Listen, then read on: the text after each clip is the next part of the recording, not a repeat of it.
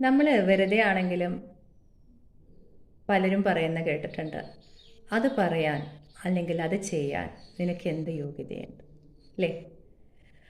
ഈ യോഗ്യത എന്നുള്ളത് ഏത് അളവുകോല് വെച്ചിട്ടാണ് അളക്കുന്നത്? കാലഘട്ടത്തിനനുസരിച്ചിട്ട്, പ്രായത്തിനനുസരിച്ചിട്ട് ആളുകൾക്ക് മാറ്റം ഉണ്ടാവും.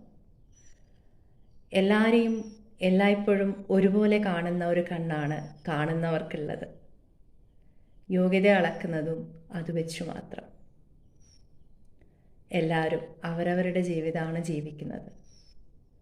അത് ഉൾക്കൊള്ളാതെ നമ്മൾ മറ്റുള്ളവരെ മാനസികമായി തളർത്തിക്കൊണ്ട് യോഗ്യത അളക്കുന്നത് ഏത് അളവുകോലിലാണ്? എപ്പോഴെങ്കിലും ചിന്തിച്ചിട്ടുണ്ടോ? മറ്റുള്ളവരുടെ യോഗ്യത അളക്കുന്നതിലല്ല, നമ്മൾ സ്വയം മാറുന്നതിലാണ് ആ പക്വത എന്ന് പറയുന്നത് എന്ന് നമുക്ക് തോന്നിയിട്ടില്ലേ?